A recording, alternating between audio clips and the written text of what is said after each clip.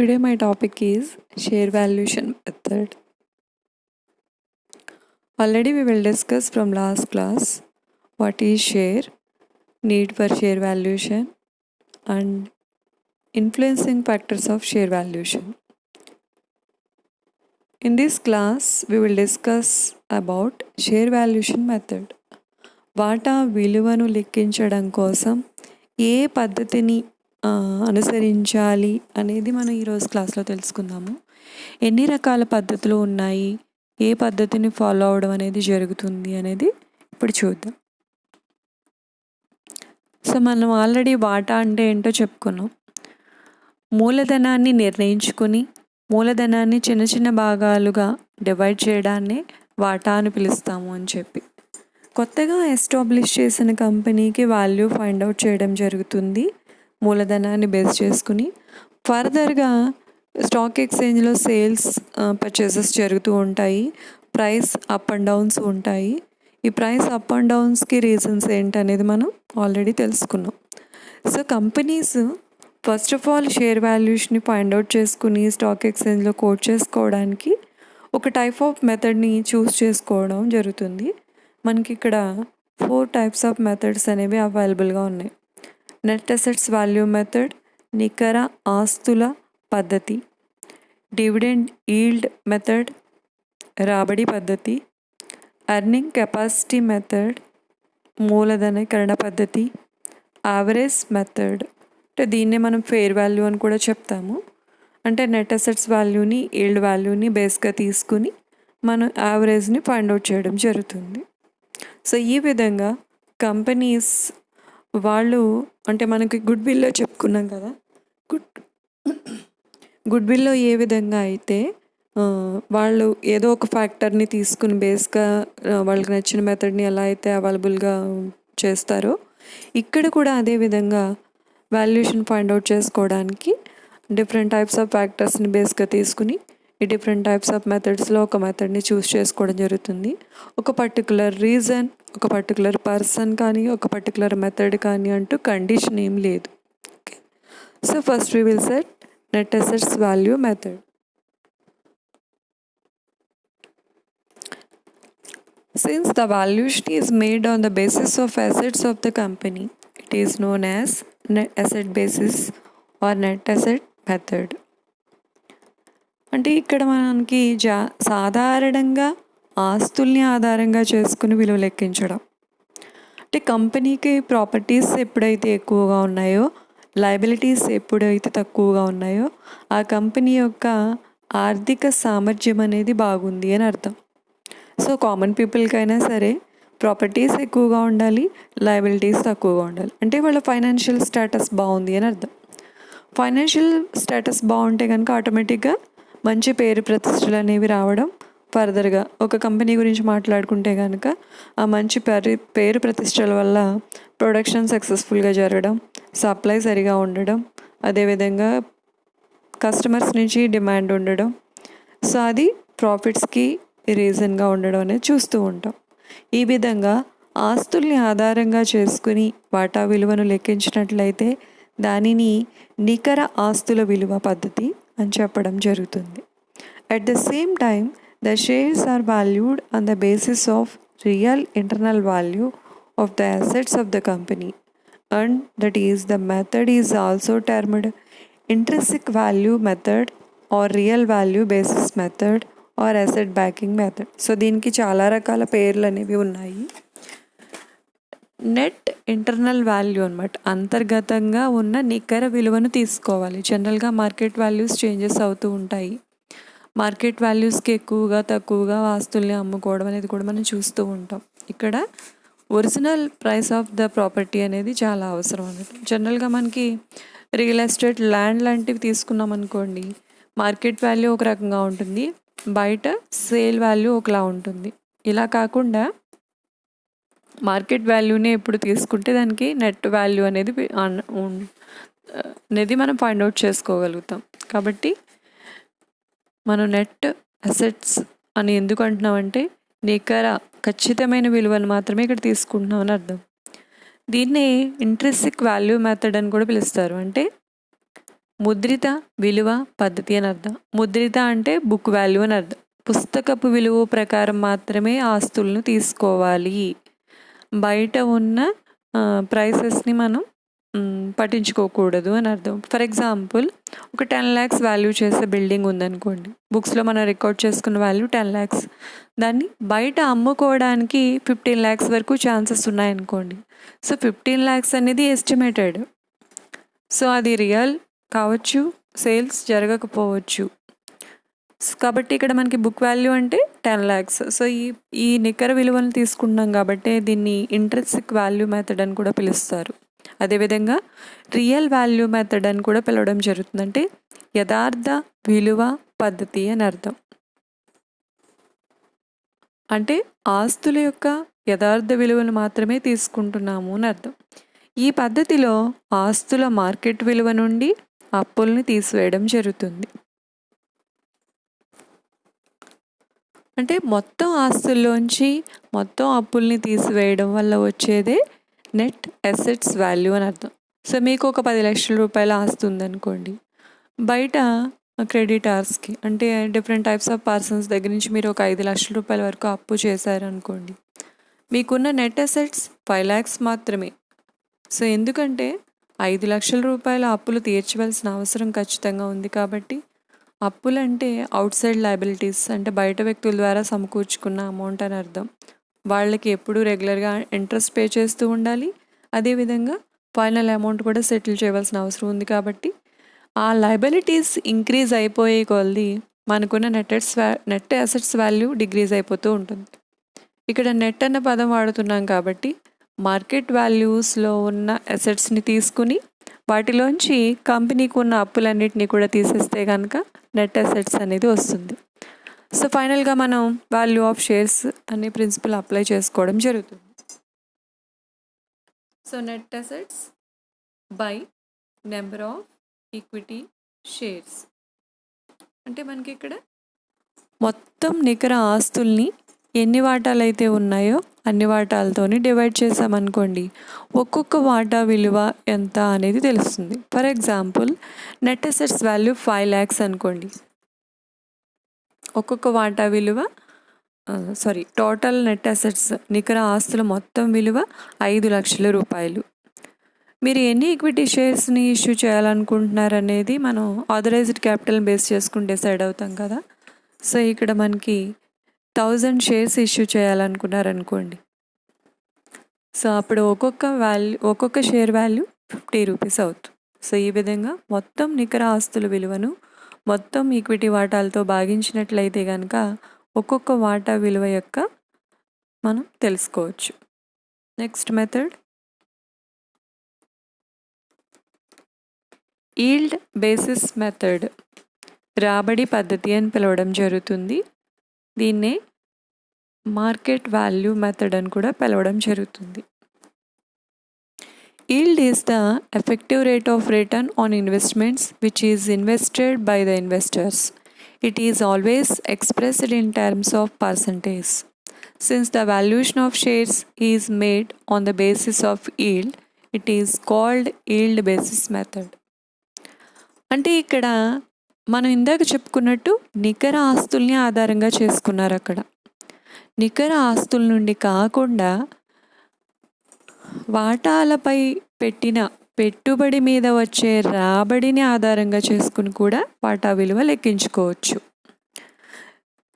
రాబడి అంటే దీని అర్థం ఎవరైనా ఇన్వెస్ట్ చేసేటప్పుడు వాళ్ళు ఎక్స్పెక్ట్ చేసేది ఏంటంటే ఆ ఇన్వెస్ట్ చేసిన అమౌంట్కి ఎంత రెవెన్యూ అనేది వస్తుంది అనేది ఆలోచించుకుంటాం. ఫర్ ఎగ్జాంపుల్, మన దగ్గర ఉన్న అమౌంట్ని బయట వాళ్ళకి అప్పుగా ఇవ్వచ్చా, లేదంటే బ్యాంక్లో డిపాజిట్ చేసుకోవచ్చా, లేదంటే ఇంట్లోనే సేవ్ చేసుకుంటే బెటరా, ఇలా అనాలిసిస్ చేసుకుంటాం కదా. ఇంట్లో ఉండడం వల్ల ఏ ఉపయోగం ఉండదు. అదే మనం బయటికి ఇంట్రెస్ట్కి ఇచ్చామనుకోండి, అప్పుగా ఎవరైనా తీసుకోవడానికి అవైలబుల్గా ఉన్నప్పుడు వాళ్ళకి ఇచ్చామనుకోండి, సో ఇంట్రెస్ట్ రేట్ ఎలా ఉందో చూసుకుంటాం. మనకి ఎక్కువగా ఉంటే కనుక వాళ్ళకి ఇవ్వడం జరుగుతుంది. సో ఇంట్రెస్ట్ రేట్ ఎక్కువగా ఉంది కదా అని చెప్పి ఎవరికి పడితే వాళ్ళకి ఇస్తామా? ఫైనల్ సెటిల్మెంట్ సెక్యూరిటీ కూడా చూసుకుంటాం. సో ఇలా రిస్క్ అంటే ఫేస్ చేయడం ఇష్టం లేని వాళ్ళు ఏం చేస్తారంటే బ్యాంక్లో డిపాజిట్ చేసుకోవడం జరుగుతుంది. సో అంటే అక్కడ ఏం చేస్తున్నారు, ఈల్డ్ అనేది చాలా తక్కువ ఎక్స్పెక్ట్ చేస్తున్నారు. అంటే వడ్డీ అనేది పెద్దగా ఎక్కువ రాకపోయినా కూడా సెక్యూరిటీ అనేది అక్కడ ఎక్స్పెక్ట్ చేస్తున్నారు. సో కొంచెం రిస్క్ ఉన్నప్పటికీ కూడా ఈల్డ్ ఎక్కువ ఎక్స్పెక్ట్ చేసే వాళ్ళు ఏం చేస్తారంటే బయట వాళ్ళకి అప్పు ఇవ్వడం జరుగుతుంది. అదేవిధంగా ఇక్కడ షేర్ హోల్డర్స్ ఇన్వెస్ట్ చేస్తున్నారంటే వాళ్ళ డబ్బుల మీద రిటర్న్ని ఎక్స్పెక్ట్ చేస్తున్నారు అర్థం. ఎంత శాతాన్ని ఎక్స్పెక్ట్ చేస్తున్నారు అనేది ఇక్కడ చాలా ఇంపార్టెంట్ అనమాట. ఒక 10 లక్షల రూపాయలు ఇన్వెస్ట్ చేశారు అనుకోండి షేర్స్లో, ఒక 10% ఎక్స్పెక్ట్ చేస్తున్నారంటే వాళ్ళు ఖచ్చితంగా ప్రతి సంవత్సరం 10,000 రూపాయలు ఎక్స్పెక్ట్ చేస్తున్నారని అర్థం. సో ఈ రాబడి అనేది ఎక్కువగా ఉంది అంటే దాని అర్థం కంపెనీ పొజిషన్ బాగుందని అర్థం. రాబడి ఎక్కడి నుంచి వస్తుంది? ప్రాఫిట్స్లో వాటా, ప్రాఫిట్స్లో భాగాన్ని మనం ఈల్డ్ అని పిలుస్తాం, దాన్ని డివిడెండ్ అని పిలుస్తాం. ఈ డివిడెండ్ ఎక్కువగా ఉందంటే కంపెనీ పొజిషన్ బాగుందని అర్థం. డివిడెండ్ తక్కువగా వస్తుందంటే కంపెనీ పొజిషన్ బాగాలేదని అర్థం. ఎవరికైతే రాబడి ఎక్కువగా ఉందో ఎక్స్పెక్టెడ్ రేట్ ఆఫ్ పర్సంటేజ్ ప్రకారం రాబడిని గెయిన్ చేస్తున్నారో అలాంటి కంపెనీస్ ఈ రాబడిని ఆధారంగా కూడా చేసుకుని ఫైండ్ అవుట్ చేసుకోవచ్చు. సాధారణంగా డివిడెండ్ కానీ బోనస్ వాటాలు కానీ హక్కులు కానీ ఈ రాబడిలో అంతర్భాగంగా చెప్పొచ్చు. అంటే ఏంటంటే ఫర్ ఎగ్జాంపుల్ వాటాదారులకు డివిడెండ్ వస్తుంది అంటే దాని అర్థం ఎక్కడి నుంచి వస్తుంది? ప్రాఫిట్స్ నుంచి వస్తుంది. అదేవిధంగా బోనస్ వాటాలు జారీ చేస్తున్నారనుకోండి, అంటే ప్రాఫిట్స్ ఇవ్వకుండా ప్రాఫిట్స్ ఎంత అయితే ఉన్నాయో ఆ మొత్తానికి ఎక్స్ట్రా వాటాలు ఇస్తున్నారని అర్థం. ఎక్స్ట్రా అనే టాపిక్ ఎందుకు వచ్చింది? ప్రాఫిట్స్ని షేర్ చేయలేదు కాబట్టి వాళ్ళకి బోనస్ వాటాలు ఇష్యూ చేస్తున్నారు. అలాగే rights issue. So rights issue కూడా మనకి ఇక్కడ కంపెనీ పొజిషన్ బాగుంది అని అర్థం. ఈ విధంగా ఇవన్నీ జరుగుతున్నాయంటే కారణం ఈల్డ్ అని అర్థం. ఈ ఈల్డ్ని బేస్ చేసుకుని ఫైండ్ అవుట్ చేస్తే దాన్ని ఈల్డ్ బేసిస్ మెథడ్ అని పిలుస్తారు. దీనికి ముందుగా మనం ఫైండ్ అవుట్ చేసుకోవాల్సింది expected rate of return. Expected rate of return is equal to profit available to equity share holders. అంటే సంవత్సరంలో ఈక్విటీ షేర్ హోల్డర్స్కి ప్రాఫిట్ ఎంత వచ్చింది అనే దాన్ని తీసుకోవాలి by total paid of equity share capital. మొత్తం క్యాపిటల్ ఎంత? ఫర్ ఎగ్జాంపుల్ ప్రాఫిట్ 1 lakh అనుకోండి, అదేవిధంగా టోటల్ షేర్ క్యాపిటల్ 10,000 అనుకో. సో మనకు అక్కడ ప్రాఫిట్ని షేర్ క్యాపిటల్తో డివైడ్ చేస్తాం ఇంటూ 100. సో 100తో మల్టిప్లై చేయడం జరుగుతుంది. సో ఇక్కడేమో మనం ఎంత ప్రాఫిట్ ఉందో అంత ప్రాఫిట్ తీసుకుంటాం, ఇక్కడ ఈక్విటీ షేర్ క్యాపిటల్ ఎంత అనేది తీసుకుంటాం. సో ఇంటూతో మల్టిప్లై చేయడం వల్ల ఎక్స్పెక్టెడ్ రేట్ ఆఫ్ రిటర్న్ అనేది ఫైండ్ అవుట్ చేస్తాం. ERR expected rate of return అనేది ఫైండ్ అవుట్ చేస్తాం జరుగుతుంది. తరువాత మనం వాల్యూ ఆఫ్ షేర్స్ని ఫైండ్ అవుట్ చేస్తాం. Value of each share is equal to ERR into paid of value of each share by normal rate of return. ఒక్కొక్క దానికి paid of value అనేది ఉంటుంది కదా, ఆ పెయిడ్ ఆఫ్ వాల్యూ అనేది ముందుగా ఫైండ్ అవుట్ చేస్తారు. 10 రూపీస్ 100 రూపీస్ అనేది మనం కాలిక్యులేట్ చేసుకున్న ERR into paid of value by normal rate of return. అంటే సాధారణంగా అలాంటి కంపెనీలకి బయట వచ్చే రాబడి రేటు అనమాట. ఇది మనం గుడ్ విల్లో కూడా చెప్పుకున్నాము. ఒకే రకమైన కేటగిరీకి సంబంధించి కంపెనీలకు బయట వచ్చే రాబడి రేట్ని నార్మల్ రేట్ ఆఫ్ రిటర్న్ అని పిలుస్తారు. దీనికన్నా ఎక్కువగా కూడా రావచ్చు, కానీ మనం నార్మల్ రేట్ ఆఫ్ రిటర్న్ని తీసుకోవడం జరుగుతుంది. సో ఈ విధంగా ఈల్డ్ బేసిస్లో ఈ 2 రకాల ప్రిన్సిపల్స్ని అప్లై చేసుకుని మనం షేర్ వాల్యూ ఫైండ్ అవుట్ చేయడం జరుగుతుంది. Next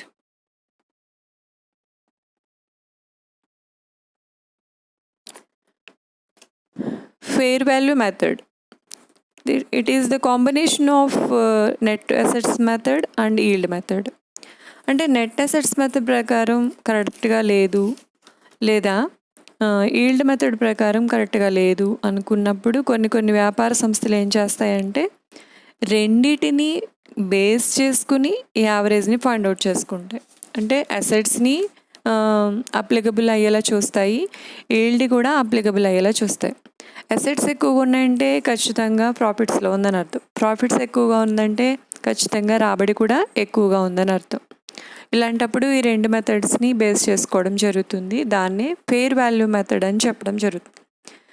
There are some accountants who do not prefer to use intrinsic value or yield value for ascertaining the correct value of shares. నికర ఆస్తుల పద్ధతి ప్రకారం కానీ రాబడి పద్ధతి ప్రకారం కానీ షేర్ వాల్యూ యొక్క విలువ సరిగా లేదు అనుకున్న వాళ్ళు ఈ పద్ధతిని ఫాలో అవడం జరుగుతుంది. They however prescribe the fair value method, which is the mean of intrinsic value and yield value method, and the same provides a better indication about the value of shares than the earlier two methods. ఆ two మెథడ్స్ని తీసుకుని average చేసుకోవడాన్ని fair value method అని చెప్తాం. So మళ్ళీ as usual principles apply చేసుకోవడం. Intrinsic value ప్రకారం net assets value find out చేసుకోవాలి. Net assets value find out చేసుకున్న తర్వాత టోటల్ షేర్స్తో నెట్ అసెట్స్ని డివైడ్ చేసుకోవాలి. అదేవిధంగా expected rate of return find out చేసుకోవాలి. ఫైనల్గా నార్మల్ రేట్ ఆఫ్ రిటర్న్తో each share value find out ఈ టూ మెథడ్స్ ప్రకారం వర్కింగ్ చేసుకున్న తర్వాత ఫైనల్ రూల్ అప్లై చేయడం జరుగుతుంది. Fair value is equal to intrinsic value plus yield value by 2. అంటే మనం ముందు నెట్ అసెట్స్ మెథడ్ ప్రకారం వాల్యూ ఫైండ్ అవుట్ చేయాలి, ఈల్డ్ వాల్యూ ప్రకారం కూడా ఫైండ్ అవుట్ చేయాలి. ఈ రెండింటిని కలుపుకుని బై 2 యావరేజ్ చేస్తాం అన్నమాట. ఫర్ ఎగ్జాంపుల్ ఇంట్రెస్టిక్ వాల్యూ ప్రకారం ఒక 20 రూపీస్ వచ్చిందనుకోండి షేర్ వాల్యూ, ఈల్డ్ వాల్యూ ప్రకారం 10 రూపీస్ వచ్చిందనుకోండి. 20 రూపీస్ అనేది కరెక్ట్ కాదు, 10 రూపీస్ అనేది కరెక్ట్ కాదు అనిపించినప్పుడు కొన్ని వ్యాపార సంస్థలు ఏం చేస్తాయంటే రెండింటిని యావరేజ్ చేసుకుంటాయి. అంటే 20 + 10 / 2 15, అంటే షేర్ వాల్యూ 15. ఈ విధంగా రెండు మెథడ్స్ని యావరేజ్ చేసుకుని కూడా ఫైండ్ అవుట్ చేసుకోవచ్చు.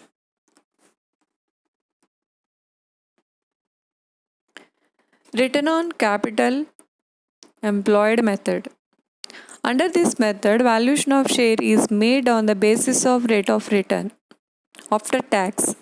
ట్యాక్స్ చెల్లించిన తర్వాతే డివిడెండ్ పేమెంట్ అనేది ఉంటుంది. On capital employed, rates of return are taken on the basis of predetermined expected rate of return which an investor may expect on the investments.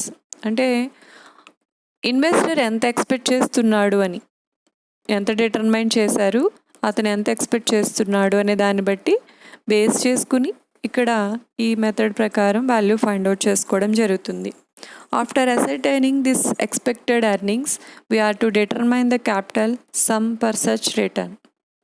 అంటే expect చేసిన తర్వాత capital మీద ఎంత రిటర్న్ వస్తుంది అనేది డిటర్మైన్ చేసుకోవడం ద్వారా ఈ క్యాపిటల్ ఎంప్లాయిడ్ మెథడ్ని ఫాలో అవడం జరుగుతుంది. అంటే అతను పెట్టిన మూలధనానికి, వాటాదారుడు అతను పెట్టిన మూలధనానికి ఎంత రాబడిని ఆశిస్తున్నాడు, ఎంత వస్తుంది అనే దాన్ని బట్టి వాల్యూ ఫైండ్ అవుట్ చేసుకోవడం అనమాట. అంటే ఎక్స్పెక్ట్ చేసిన దానికన్నా ఎక్కువ వస్తే షేర్ వాల్యూ ఎక్కువ ఉంటుంది ఖచ్చితంగా. అతను ఎక్స్పెక్ట్ చేసిన దానికన్నా రిటర్న్ అనేది తక్కువగా ఉంటే షేర్ వాల్యూ తగ్గిపోయే అవకాశం ఉంది. సో దీన్ని బేస్ చేసుకుని కూడా వాల్యూ ఫైండ్ అవుట్ చేసుకోవచ్చు.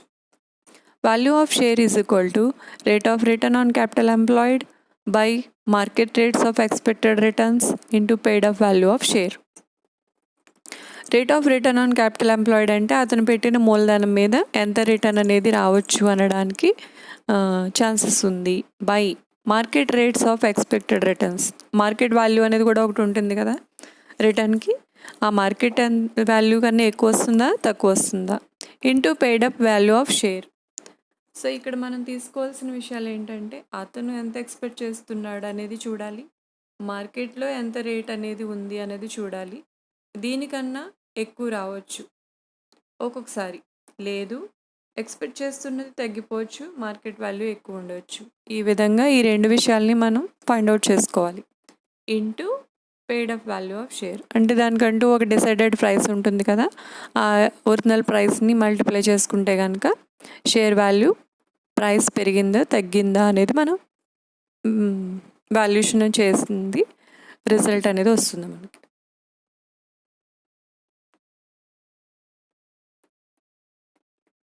Next, earning capacity method. Under this method relates the market price of the share to earning per equity share. Yield method fails to take into account the financial stability and strength, and as it considers only the rate of the concern.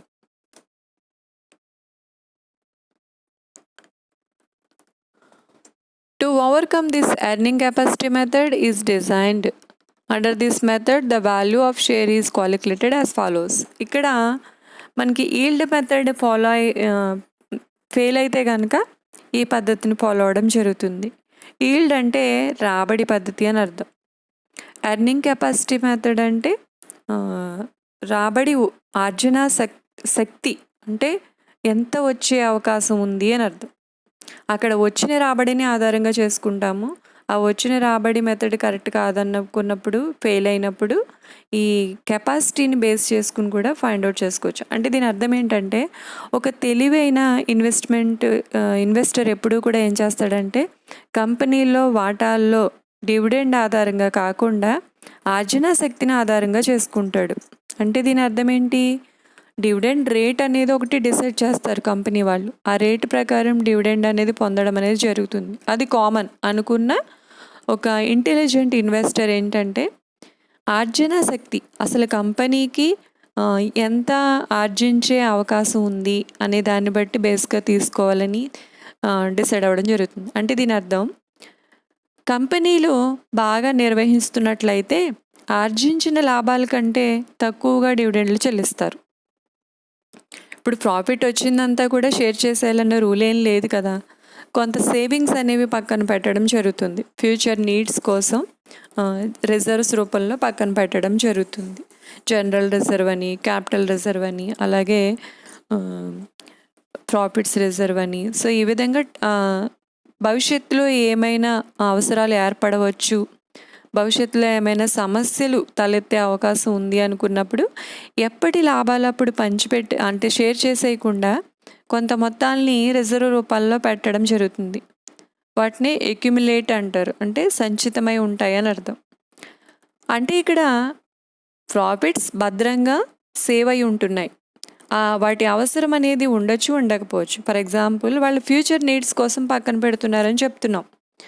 ఆ future needs అనుకోని unexpected things అనేవి ఏమి జరగకపోవచ్చు. Company స్మూత్గా run అవుతుంది అనుకోండి.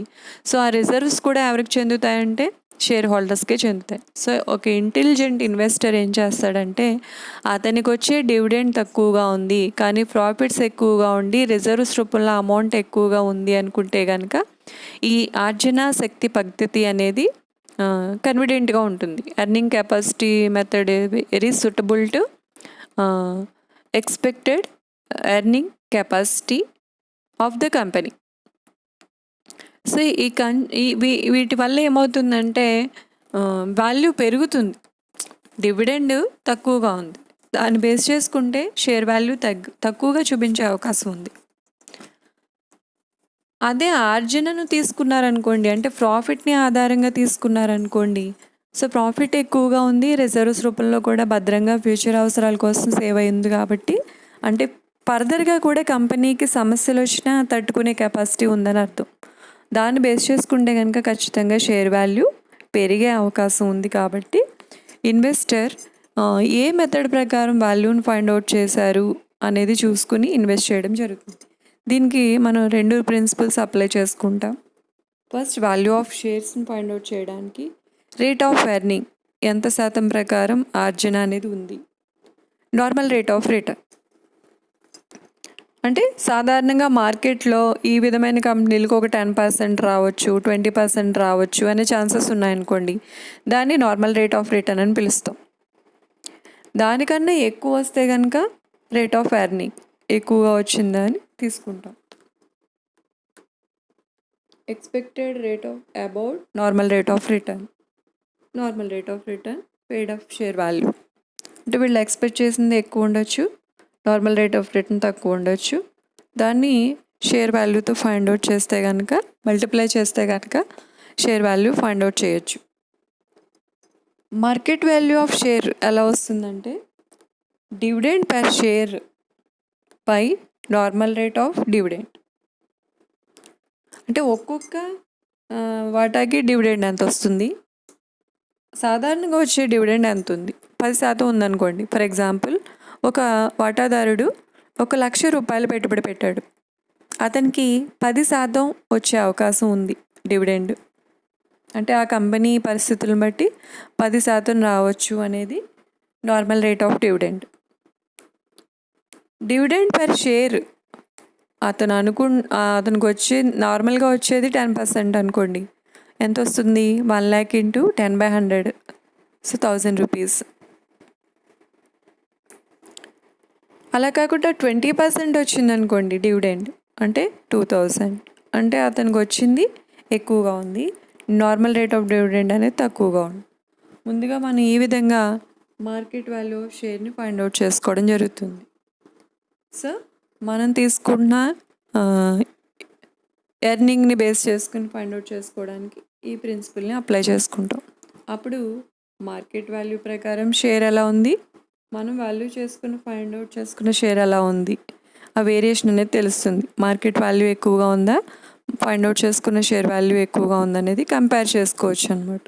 So ఈ విధంగా మనకి ఈ 5 రకాల మెథడ్లో ఏదైనా ఒక ఫ్యాక్టర్ని బేస్గా తీసుకుని ప్రాఫిట్ కావచ్చు, డివిడెండ్ కావచ్చు, క్యాపిటల్ కావచ్చు, ఎర్నింగ్ కెపాసిటీ కావచ్చు, లేదా నెట్ అసెట్స్ మెథడ్ కావచ్చు, ఇలా ఏదో ఒక ఫ్యాక్టర్ని బేస్గా తీసుకుని ఒక్కొక్క కంపెనీ డిఫరెంట్ టైప్స్ ఆఫ్ రీజన్స్తో షేర్ వాల్యూ ఫైండ్ అవుట్ చేసుకుని కోట్ చేసుకోవడం, దాని ప్రకారమే స్టాక్ ఎక్స్చేంజ్లో వాటిని సేల్స్ చేస్తూ పర్చేస్ చేస్తూ ఉండడం అనేది జరుగుతుంది.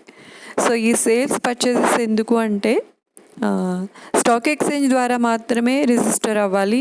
దీనివల్ల షేర్ హోల్డర్స్కి ఎవరనేది రిజిస్టర్ అవ్వడం ఉంటుంది. ఎవరైతే అమ్ముకుని బయటకు వెళ్ళిపోతున్నారో వాళ్ళ నేమ్స్ని రిజిస్టర్ నుంచి తొలగించడం జరుగుతుంది. న్యూ షేర్ హోల్డర్స్ నేమ్స్ని అప్డేట్ చేస్తూ ఉండడం జరుగుతుంది. ఈ విధంగా చేయడం వల్ల కంపెనీకి ఏ విధమైన సమస్యలు రాకుండా ప్రతి ఒక్కరూ సక్రమంగా వ్యవహరించే అవకాశం, కంపెనీని సమర్థవంతంగా నిర్వహించడం కోసం కోఆపరేట్ చేయడానికి అవకాశం ఎక్కువగా ఉంటుంది. కాబట్టి వస్తువుల్ని అమ్ముతున్నట్టుగానే షేర్ని కూడా అమ్మాలి. కాబట్టి వాల్యూ ఫైండ్ అవుట్ చేసుకోవడం అనేది అవసరం. ఎందుకు అవసరం అనేది లాస్ట్ క్లాస్లో చెప్పుకున్నాం. ఏ పద్ధతి ప్రకారం ఫైండ్ అవుట్ చేసుకోవచ్చు అనేది ఇప్పుడు చెప్పుకున్నాం. సో ఫర్దర్గా ఈ వాల్యూషన్ అనేది ఎలా ఉంటుంది అనేది డైరెక్ట్గా మనం ప్రాబ్లమ్స్ని బేస్ చేసుకుని అకౌంటింగ్ ట్రీట్మెంట్ అనేది తెలుసుకుందాం.